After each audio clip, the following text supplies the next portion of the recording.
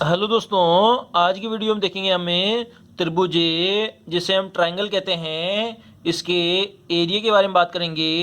Area मतलब क्षेत्रफल और पेरीमीटर मतलब इसके परिमाप के बारे में हम बात करेंगे। तो एरिया होता है किसी भी जो बंद आकृति होती है उसके बीच का जो परिमाण होता है उसे हम क्या कहते हैं, उसे हम उसका क्षेत्रफल कहते हैं। और इसी प्रकार से अगर किसी बंद आकृति के सभी भुजाओं का योग कर दें तो उसका परिमाप मतलब पेरीमीटर हो जाता है। तो बात करते हैं हमें त्रिभुज क्या होता है। तो त्रिभुज एक ऐसी आकृति होती है जो कि तीन भुजाओं से घिरी होती है और इसके सभी कोणों का योग क्या होता है, 180 डिग्री होता है।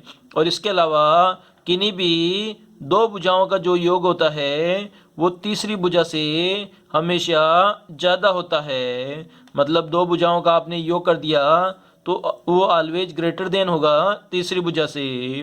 तो अब बात करते हैं त्रिभुज के कितने प्रकार होते हैं। तो मेनली 4 प्रकार के त्रिभुज होते हैं, जिसमें विषमबाहु त्रिभुज, समबाहु त्रिभुज, समद्विबाहु त्रिभुज और समकोण त्रिभुज होता है। तो सबसे पहले हम बात करते हैं कि विषमबाहु त्रिभुज क्या होता है। जैसे कि आपको नाम से ही पता है विषमबाहु। तो विषमबाहु का मतलब क्या हो जाएगा, जिसकी जो भुजाएं होती है, तीनों भुजाएं जो त्रिभुज की होती है वो अलग अलग होती है।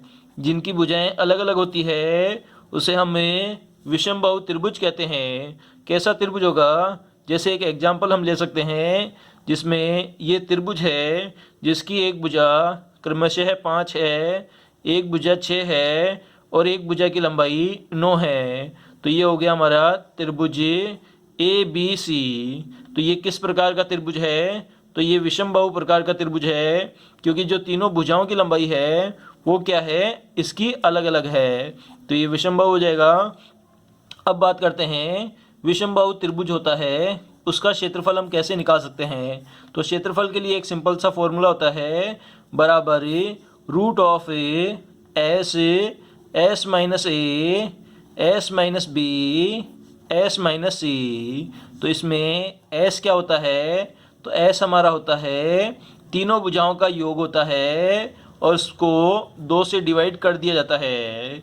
तो ए बी सी क्या है यहाँ पे, तो ए बी सी क्या है, भुजाओं की लंबाई है, जो कि हमें एग्जाम्पल के हमने 5, 6 और 9 हमने ली है। इसी प्रकार से हम बात कर सकते हैं ये त्रिभुज होता है उसके अंदर इसका परिमाप क्या होगा।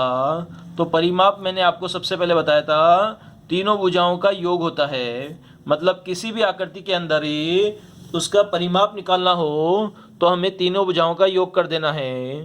तो परिमाप यहाँ पे निकालेंगे, 5 + 6 + 9 इक्वल टू हमारा कितना हो जाएगा, तो ये हमारा 20 हो जाएगा।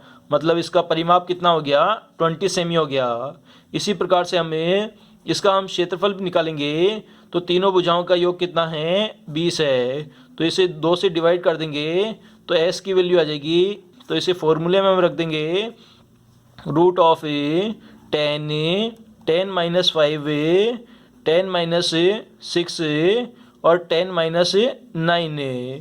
तो इसे हम आगे सोल्व करेंगे तो 10 का हमारा 10 बच जाएगा, 10 में से 5 जाएगा तो 5 बच जाएगा, 10 में से 6 जाएगा तो 4 बच जाएगा और उसके बाद में 10 में से 9 जाएगा तो 1 बन जाएगा।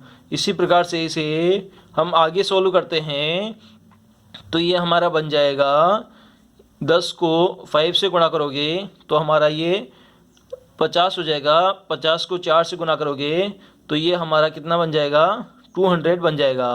तो इस प्रकार से इसे आगे सोल्व करने पर हमारा बन जाएगा, इसे हम लिख सकते हैं 100 × 2।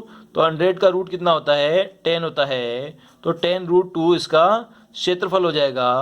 तो इस वीडियो में हमने इसका विषमबाहु त्रिभुज का हमने यहाँ से क्षेत्रफल भी निकालना सीख लिया इस फॉर्मूले से, और इसका हमने परिमाप निकालना भी सीख लिया।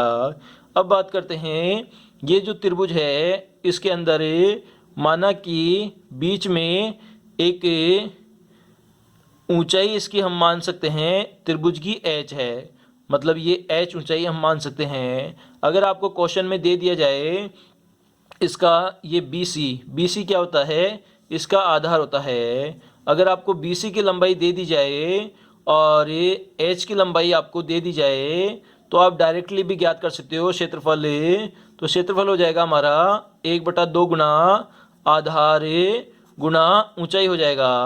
तो आप डायरेक्ट भी इसी फॉर्मूले से निकाल सकते हो। अगर एग्जाम के अंदर पूछ लिया जाए कि क्षेत्रफल कैसे निकालेंगे तो 1/2 गुना आधार गुना ऊंचाई।